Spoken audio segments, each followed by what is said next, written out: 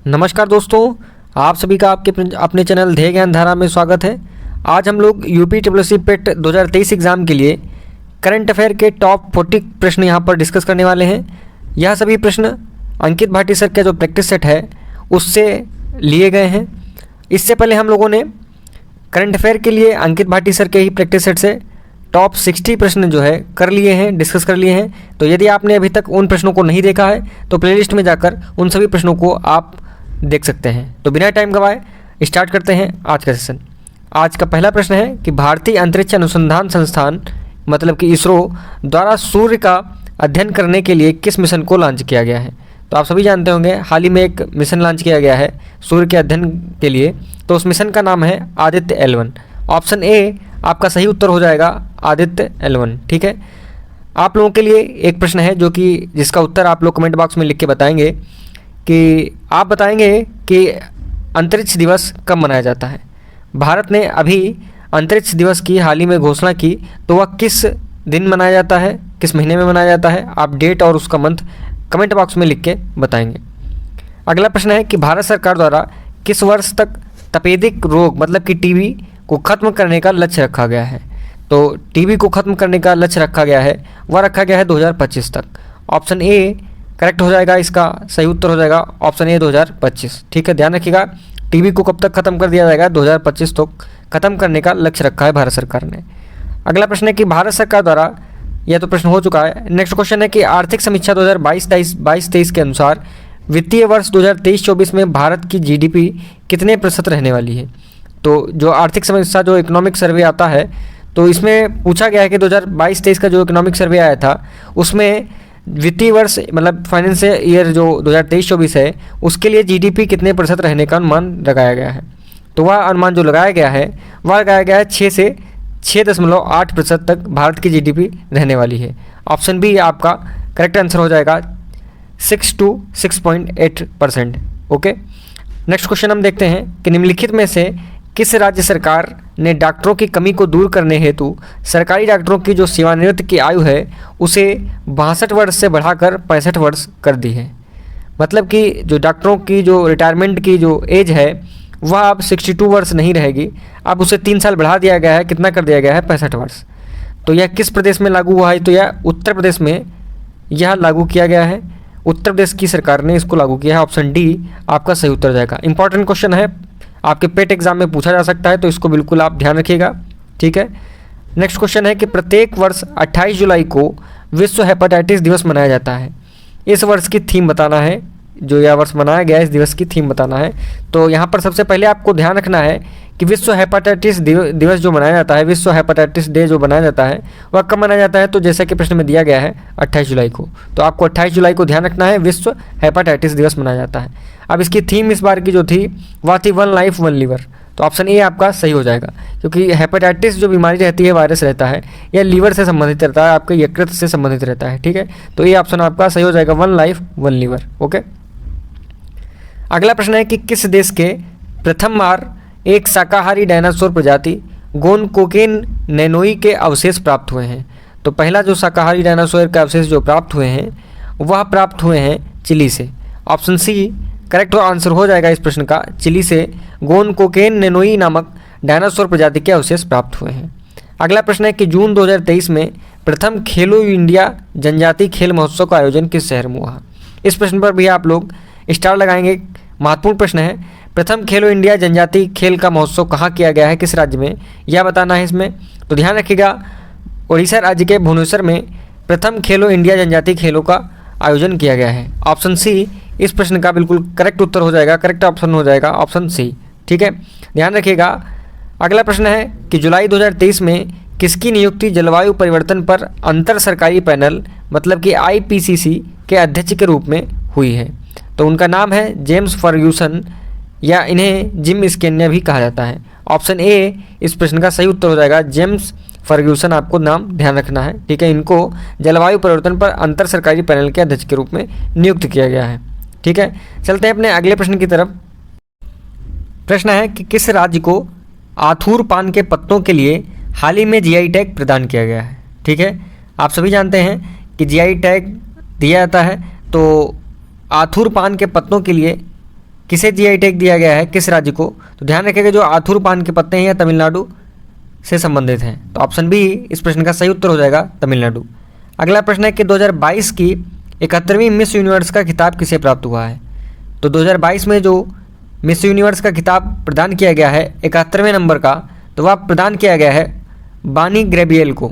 Option C इस प्रश्न का सही उत्तर हो जाएगा, बानी ग्रेबियल। आपको यह नाम ध्यान रखना है और इस प्रश्न पर भी आपको स्टार बनाना है, इंपॉर्टेंट क्वेश्चन है।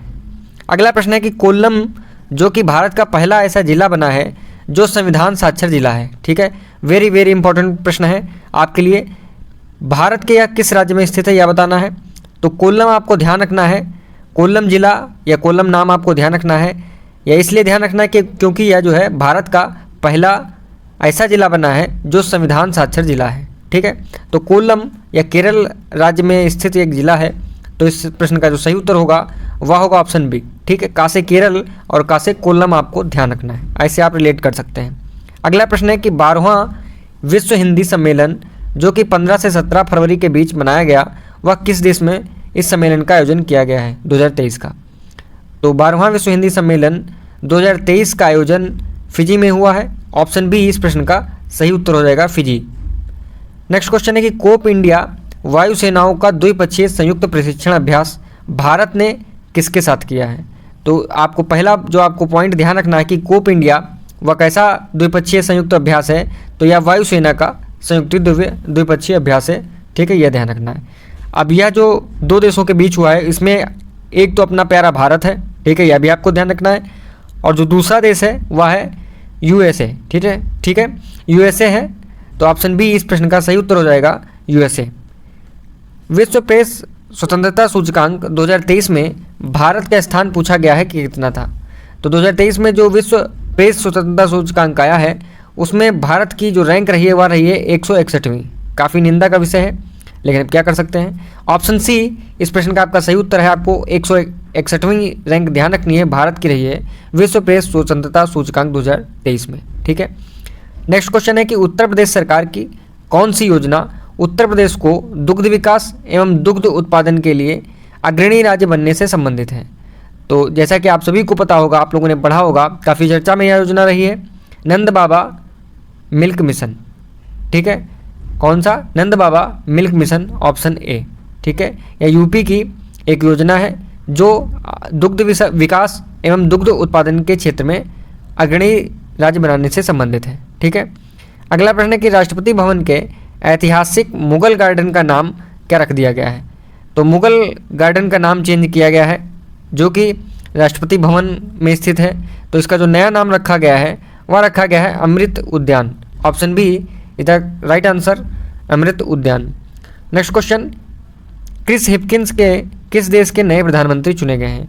तो इस नाम को ध्यान रखना है। क्रिस हिपकिंस जो हैं यह न्यूजीलैंड के नए प्रधानमंत्री चुने गए हैं। ऑप्शन ए सही उत्तर हो जाएगा, न्यूजीलैंड। अगला प्रश्न है कि 5वें खेलो इंडिया यूथ गेम्स जो कि मध्य प्रदेश में जिनका आयोजन हुआ है, यह भी ध्यान रखना है। यह भी इंपॉर्टेंट क्वेश्चन है कि जो पाँचवां खेलो इंडिया यूथ गेम्स आयोजित हुआ है वह कहाँ आयोजित हुआ है? एमपी में, मध्य प्रदेश में। तो पदक तालिका में बताना है कि पहले स्थान पर कौन सा राज्य रहा है। तो पहले स्थान पर रहा है महाराष्ट्र। ऑप्शन ए इस प्रश्न का सही उत्तर होगा, महाराष्ट्र। खेलो इंडिया यूथ गेम्स में कौन सा पहले नंबर पर रहा है? महाराष्ट्र रहा है। और इसका आयोजन कहाँ किया गया है खेलो इंडिया यूथ गेम्स का? तो वह किया गया है मध्य प्रदेश में। अगला प्रश्न है कि भारत की सेना के इतिहास में पहली बार किस महिला अधिकारी को विश्व की सबसे ऊंची ऊंचाई पर स्थित युद्ध क्षेत्र में तैनात किया गया है? तो उनका नाम है, ध्यान रखिएगा आप सभी लोग, Shiva Chauhan. Option A correct हो जाएगा, शिवा चौहान। आपको नाम ध्यान रखना है इनका। प्रश्न है कि वर्ष 2022-23 में किस कंपनी को दुनिया का सर्वाधिक मूल्यवान ब्रांड माना गया है? तो 2022-23 में जो सर्वाधिक मूल्यवान ब्रांड माना गया है वह कंपनी का नाम है अमेज़ॉन। ऑप्शन सी सही उत्तर हो जाएगा इसका, अमेज़ॉन। ठीक है, अगला प्रश्न है कि 74वें गणतंत्र दिवस परेड में किस राज्य की झांकी को पहला पुरस्कार प्रदान किया गया है? अभी जो हाल में 26 जनवरी को 74वां गणतंत्र दिवस जो मनाया गया है, इसमें किस राज्य की झांकी को पहला पुरस्कार प्रदान किया गया है, यह इस प्रश्न में पूछा गया है। तो उत्तराखंड राज्य की जो झांकी है उसको इसमें पहला पुरस्कार प्रदान किया गया है, तो इसलिए ऑप्शन सी इस प्रश्न का सही उत्तर हो जाएगा, उत्तराखंड। ठीक है, अगला प्रश्न है कि विश्व कप हॉकी के बारे में बात हो रही है। हॉकी का जो विश्व कप हुआ है, इसके इतिहास में किस देश ने सबसे बड़ी जीत हासिल की है? अब तक की जो सबसे बड़ी जीत रही है वह हासिल करने वाला देश रहा है नीदरलैंड।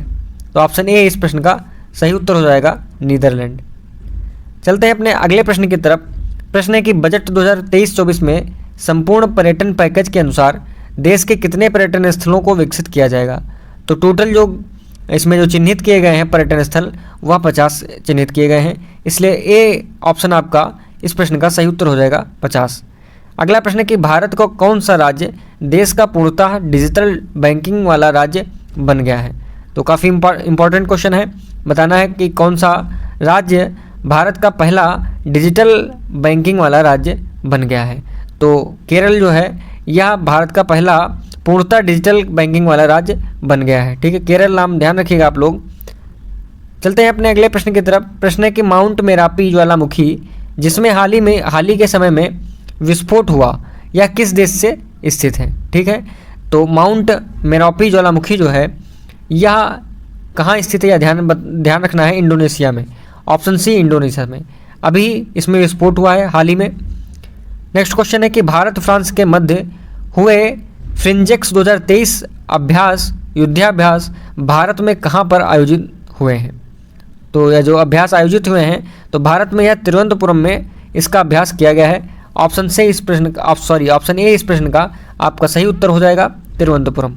अगला प्रश्न है कि उत्तर प्रदेश के किस जिले के 5 रेलवे स्टेशनों को अमृत भारत स्टेशन योजना के तहत एयरपोर्ट जैसी सुविधाएं उपलब्ध कराने के लिए सूचीबद्ध किया गया है? तो सर्वप्रथम आपको जो ध्यान रखना है प्रश्न में ही कि यूपी के कितने जिले, यदि संख्या पूछी जाए तो ध्यान रखिएगा, जिले नहीं रेलवे स्टेशन, तो 5 रेलवे स्टेशनों को अमृत भारत स्टेशन योजना के तहत बिल्कुल एयरपोर्ट जैसी सुविधाएं उपलब्ध कराएगी भारत सरकार। तो ध्यान रखिएगा, तो पूछा गया है किस उपलब्ध कराने के लिए सूचित किया गया है, उसका नाम बताना है। तो गोंडा का नाम ध्यान रखिएगा, ऑप्शन सी इस प्रश्न का सही उत्तर हो जाएगा। ठीक है, गोंडा। अगला प्रश्न है कि भारत ने संयुक्त सैन्य अभ्यास दुस्तलिक किस देश के साथ किया है? तो दुस्तलिक जो अभ्यास किया है भारत ने वह किसके साथ किया है, यह बताना है। तो उज्बेकिस्तान के साथ यह संयुक्त सैन्य अभ्यास प्रारंभ किया गया। तो ऑप्शन ए इस प्रश्न का सही उत्तर हो जाएगा, उज्बेकिस्तान। ठीक है, उज्बेकिस्तान ध्यान रखिएगा, अभ्यास दुस्तलिक। ठीक है, अगला प्रश्न है कि किस भारतीय गोल्फर ने केन्या महिला ओपन गोल्फ 2023 का खिताब जीता है? तो केन्या महिला ओपन गोल्फ 2023 का जो खिताब जीता है तो उनका नाम है Aditi Ashok. Option A is the right answer, Aditi Ashok इसका सही उत्तर हो जाएगा। अगला प्रश्न है कि यूरोप के किस देश ने मासिक धर्म अवकाश देने वाला कानून पारित किया है? ठीक है, यह भी महत्वपूर्ण प्रश्न है आपके लिए। तो उस देश का नाम है स्पेन। ऑप्शन सी इस प्रश्न का सही उत्तर होगा, स्पेन ने मासिक धर्म अवकाश देने का कानून अपने देश में पारित कर दिया है। अगला प्रश्न है कि 2023 की वर्ल्ड हैप्पीनेस इंडेक्स मतलब कि विश्व खुशहाली जो सूचकांक है, इस सूचकांक में भारत का कौन सा स्थान रहा है, इसमें यह बताना है। तो विश्व जो खुशहाली सूचकांक या वर्ल्ड हैप्पीनेस इंडेक्स रिपोर्ट में भारत का स्थान है 126वां। ऑप्शन ए सही उत्तर हो जाएगा, 126 मतलब 126वां स्थान भारत को प्राप्त हुआ है। ठीक है, प्रश्न है कि 2023 का यूनेस्को शांति पुरस्कार किसे प्रदान किया गया है? तो 2023 का जो यूनेस्को शांति पुरस्कार प्रदान किया गया है वह प्रदान किया गया है एंजेला मार्केल को। ऑप्शन बी आपका सही उत्तर हो जाएगा, एंजेला मार्केल। ठीक है, तो यूनेस्को शांति पुरस्कार ध्यान रखिएगा, एंजेला मार्केल। आप सभी को बता दें कि हमारे इस चैनल पर पेट एग्जाम के लिए महत्वपूर्ण राष्ट्रीय पुरस्कार करा दिए गए हैं और अंतरराष्ट्रीय पुरस्कार आपको अगले वीडियो में देखने को मिल जाएंगे। बहुत ही कम समय में आपको यह सभी करंट अफेयर के छोटे छोटे टॉपिक जो श्योरिटी से पूछे जाते हैं, श्योर है कि एक प्रश्न इनसे बनता ही बनता है आपके एग्जाम पेपर में, तो वह सभी यहाँ पर 10 से 15 मिनट में आपको कवर करा दिए गए हैं। ठीक है, तो आप प्लेलिस्ट में जाकर वहाँ से देख सकते हैं। अगला प्रश्न की तरफ चलते हैं। प्रश्न है उत्तर प्रदेश के आगरा के लाल किले में छत्रपति शिवाजी की किस जयंती का आयोजन हुआ है? तो किस जयंती का आयोजन हुआ है? तो ध्यान रखिएगा, 393वीं जयंती का आयोजन किया गया है। ऑप्शन बी इस प्रश्न का सही उत्तर हो जाएगा। नेक्स्ट क्वेश्चन है कि उत्तर प्रदेश के किस शहर में प्रधानमंत्री नरेंद्र मोदी जी ने यूपी ग्लोबल इन्वेस्टर समिट का उद्घाटन किया है? तो यह किया है लखनऊ में। ऑप्शन सी इस प्रश्न का सही उत्तर हो जाएगा। यूपी ग्लोबल इन्वेस्टर्स समिट का उद्घाटन कहाँ किया गया है? लखनऊ में। ठीक है, अगला प्रश्न है कि आदि महोत्सव 2023 का आयोजन कहाँ हुआ है, किस शहर में? तो ध्यान रखिएगा, आदि महोत्सव का जो शुभारंभ हुआ है वह दिल्ली में हुआ है। तो ऑप्शन ए आपका सही उत्तर हो जाएगा, दिल्ली। नेक्स्ट क्वेश्चन है कि हाल ही में किस देश ने भीषण बिजली संकट के बीच राष्ट्रीय आपदा घोषित की है?